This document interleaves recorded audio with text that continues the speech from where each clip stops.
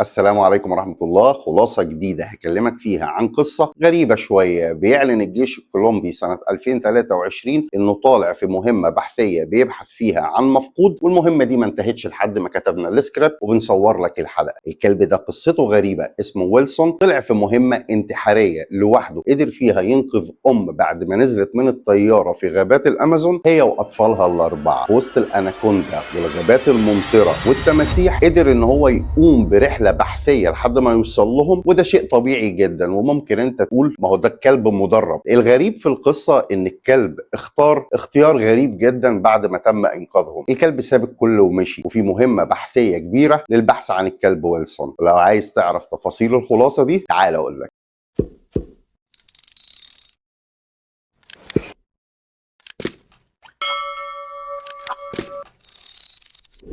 السلام عليكم، اهلا وسهلا بحضرتك. بعد الفاصل انت بتشوف خلاصه جديده من الخلاصه مع وائل، وانا وائل النجار. لو اول مره تشوف اشترك في قناه الخلاصه مع وائل وتابعني على كل منصات السوشيال ميديا يوصلك الشورتس والريلز. تعالى ادخلك معايا في قصه غريبه عجيبه جدا لكلب اسمه ويلسون بياخد قرارات. محتاجين نفك الكود بتاعها ونفهم شفره الكلب ويلسون. حكايه الكلب ويلسون بتبدا اصلا في الجو، لان يكون في طياره طايره فوق منطقه غابات الامازون، ودي منطقه بيطلق عليها الجحيم الاخضر لان فيها تماسيح اناكوندا ووحوش مفترسه، وكمان الغابات ممطره جدا. المهم ان في سيده راكبه على الطياره دي ومعاها 4 اطفال بنات، رضيع عمره سنه، بنت عمرها 9 سنين، 11 سنه، وبنت 13 سنه. والبنت ال 13 سنه دي هنرجع لها تاني بعد شويه. فجاه الطياره دي بتقع في غابات الامازون، والاطفال دول بيفتحوا عينيهم على مجموعه من الجثث كتير جدا، لكن بيبحثوا عن امهم ويكتشفوا ان هي عايشه ولسه فيها النفس في وسط الجثث اللي موجوده. وهنا بقى لازم اكلمك شويه عن ليسلي. ليسلي دي طفله عمرها 13 سنه، مشهوره في بيتها طول عمرها بان هي عندها نهم للقراءه والاطلاع على كل المعلومات. هي قدرت فعلا تطبق كل المعلومات اللي قريتها في الكتب في حياتها في الحادثه دي، لانها بسرعه بدات تتصرف وحاولت تجمع اغصان الاشجار وتولعها علشان فرق الانقاذ يمكن تشوفها. في الوقت ده الام تعبانه جدا، بتطلع في النفس، فبتطلب منها خدي اخواتك وامشوا علشان انا خلاص هموت. البنت ليسلي دي بتتمسك بامها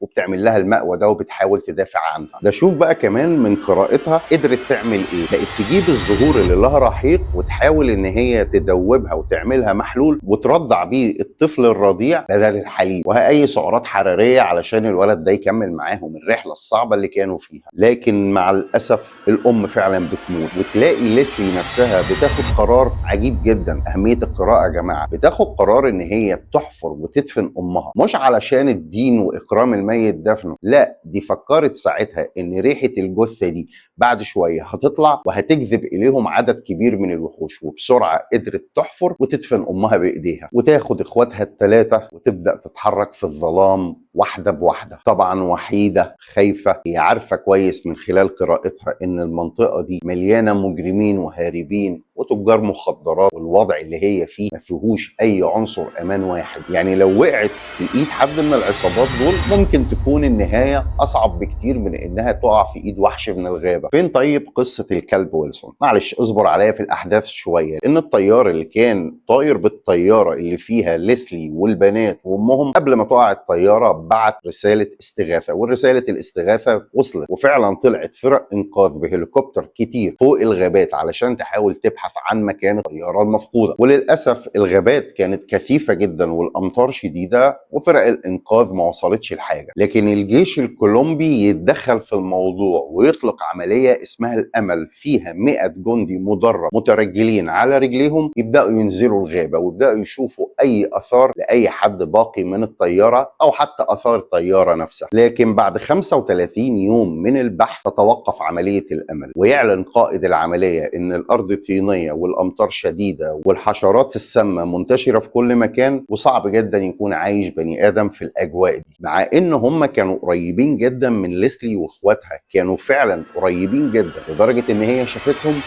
وعملت حاجه لا يمكن تتخيلها.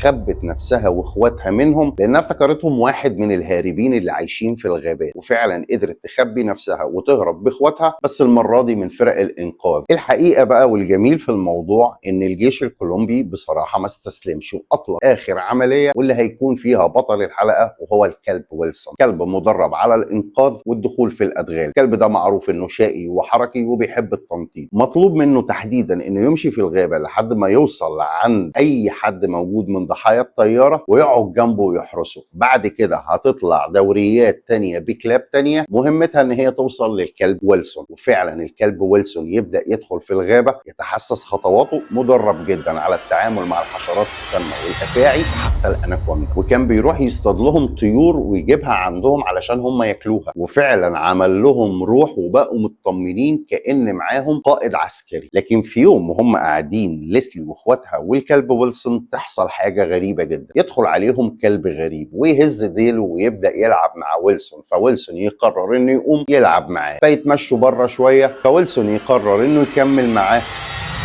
وما يرجعش تاني. يمكن انت تقول ان القصة انتهت على كده، لكن الحقيقة لا، القصة لسه ما خلصتش وفيها حاجة لسه. الاطفال رجعوا المدينة، خدوا الرعاية الصحية اللازمة وويلسون ما رجعش، لكن الجيش الكولومبي كان عنده اصرار غريب جدا ان هو يطلع مهام بحثيه للبحث عن الكلب ويلسون، وطلع فعلا فرق عشرات المرات حتى وقتنا ده اللي انت بتشوفني فيه، والكلب قرر عدم العوده. والنظريات بقى اختلفت، يا ترى الكلب ده بلعته اناكوندا او كله تمساح، او في روايه تانية ان الكلب ده فعلا اختار انه يبني حياة جديدة مع حد هو مرتاح معاه، وممكن يكون كون عيلة جديدة وعايش هو بيحميها في غابات الأمازون حر وسعيد. الجيش الكولومبي فعلا لسه بيرسل حتى وقتنا ده بعثات وفرق بحثية، لكنه كرم الكلب ويلسون بأنه عمل له تمثال علشان يحيي ذكراه واعترافا بمجهوده الكبير جدا في عملية الإنقاذ للبنات وإخواتها. لو حضرتك معايا لغاية دلوقتي وحسيت إن أنت استفدت أو أنا حركت لك إحساسك بحكاية معينة، أتمنى تشترك في الخلاصة مع وائل، متبخلش عليا باللايك والشير، تابعني على كل المنصات علشان يوصلك الشورتس والريلز.